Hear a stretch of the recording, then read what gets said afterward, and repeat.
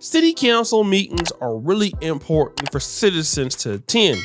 The reason why is you get to tell your mayor or city council members or politicians in your local communities how you really feel about them. Now, many folks think that this exercise is a waste of time, and it is all wrapped around futility. But stop the show. It actually isn't futile at all. These particular concessions made by jurisdiction could move mountains, and nobody is a better candidate for a city council meeting than Mayor Brandon Johnson, promising everything and delivering nothing. We already know that Cata Trust and a lot of those people in Black Chicago are looking to vote Republican now because of Brandon Johnson.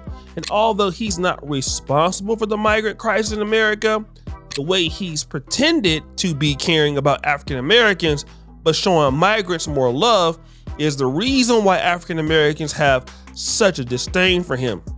And I want to go back to the city council meeting in which this lady at the end of the meeting had a lot to say about Brandon Johnson. Let's check it out. I'm going to start with the words of Desmond Yansy. This behavior is not only acceptable, it is an indication that he is unfit for leadership. Majority of the people sitting on city council is unfit for leadership. And I know this is not the same Yancey that didn't vote censure Carlos Ramirez Rosa because they would weaponize you. None of you public servants cannot afford to be arguing and fighting like children when it's a whole war outside. Let's get into it. It's 68,000 Chicagoans that are homeless. Majority of them are black. Our black kids are running rampant out here, record carjackings, record auto theft, and robberies. Downtown has 3 to 4 illegal families on every block begging for work and selling Kit Kat bars after $1 billion was spent on them. Where is that money? Where is the money for the South Side and the West Side communities? That should be the argument.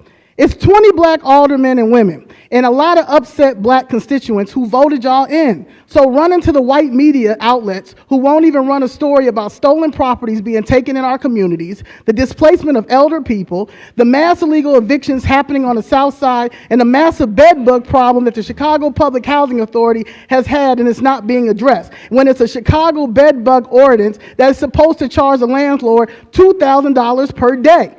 So just like the Latino, all the people in here that stick together, it should be the same with the blacks. And lastly, when are you going to find a floor leader? It's been 3 months. That should be another argument. We also will be voting no to bring Chicago home on March 19th. And Mayor Johnson, glad to hear you decided not to ask City Council to approve not another dollar for the illegals. If the crisis is so bad, the City Council members who are so concerned should donate their salaries to the cause like a real public servant should. Happy Black History.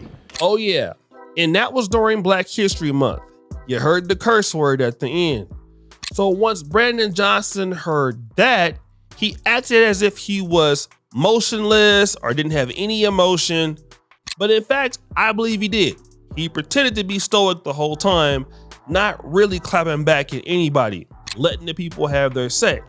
But oh well, I found out some news.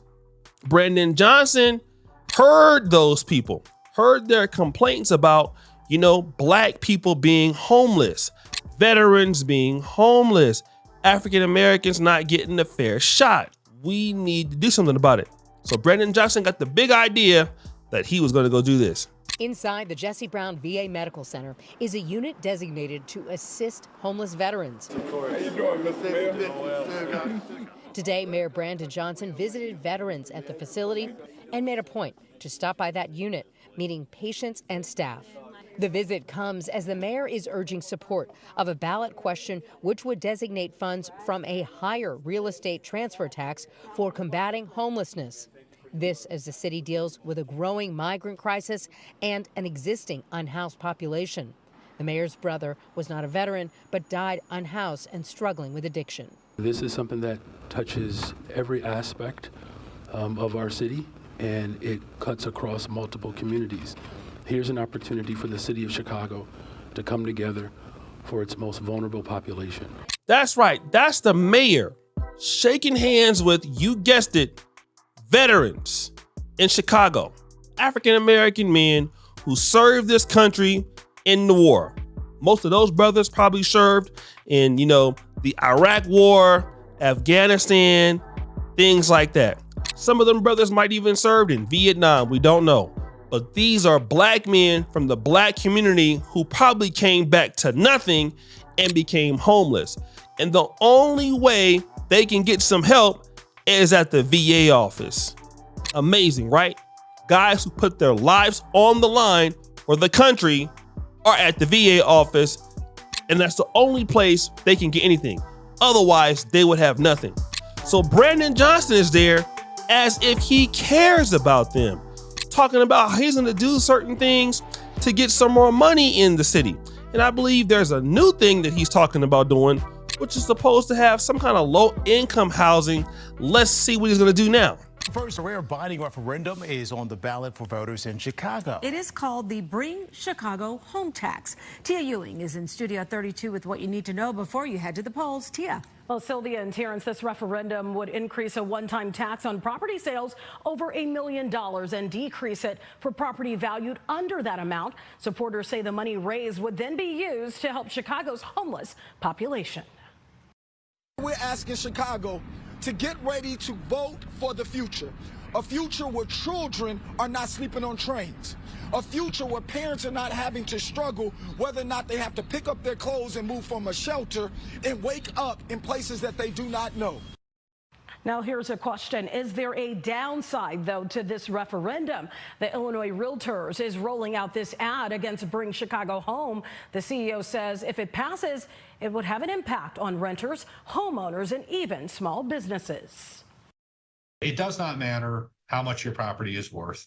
It doesn't matter if it's a business or a home. It doesn't matter in what neighborhood you live in. This will increase your cost of living, regardless of where you are or regardless of how much you make. All of these plans, Brandon, but the question is this: where is all that money coming from? See, you already spent $300 million on the migrant crisis. Now you're trying to bring this whole narrative about bringing Chicago home, raising taxes on the rich, and then lowering the taxes on the poor. Well, how are you gonna get this money to do all of these things when you have the migrant crisis in your city? You have migrants selling candy bars all through the city. Migrant crime is going up in every sanctuary city, especially New York and Chicago. You have an educational system that needs money too. So where is this money coming from to help these African American men and women who are veterans that served in the war? I will tell you where the money is coming from. Nowhere. You're only going there right now because you've been hit with almost every YouTube video and every news station in the country who is really roasting your right now. And you're trying to defend yourself and trying to make yourself look good, just like Joe Biden is going to the border trying to make it himself look good.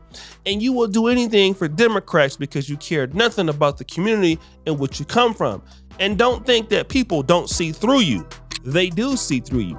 Everybody sees through you. Even Stevie Wonder sees through you. That's how much of a joke Brandon Johnson is. And again, we know he didn't start the crisis, but again, this is a guy who is not a stand-up guy. He switches in between situations. He stumbles and mumbles when you ask him direct questions like this. But when the mayor was asked about the city committing to fund the remaining $71 million needed for migrant care, he repeatedly dodged the questions. There are a lot of things to consider in this entire operation. It's not just financial resources. I'm committed to this mission as I've been.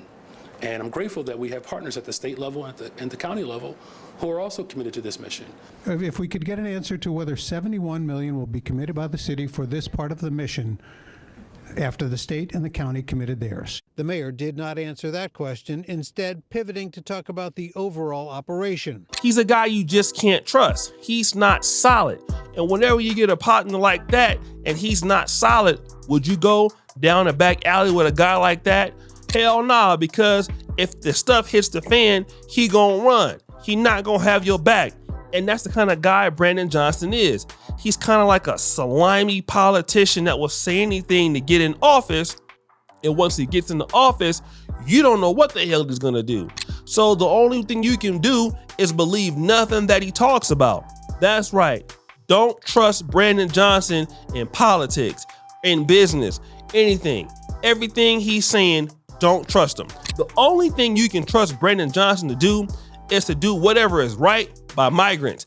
People who don't pay taxes, people who don't help build the country, people who actually do things that hurt the community. Not saying that all migrants are bad, I'm not saying that, but they are taking resources that Chicagoans should have no matter what the color, and especially black people, African Americans to be exact.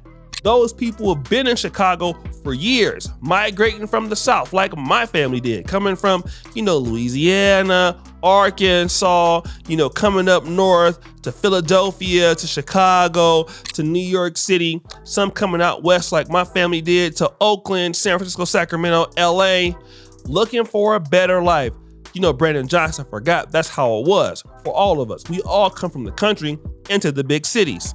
If it wasn't for that lady putting the clamps on your behind on that damn city council meeting, you wouldn't be out there acting like it's all good and you really care about the people. You gotta get out there and care about the people and take some pictures, because the Democratic National Convention is coming in August, and people are already upset with Democrats like you anyway.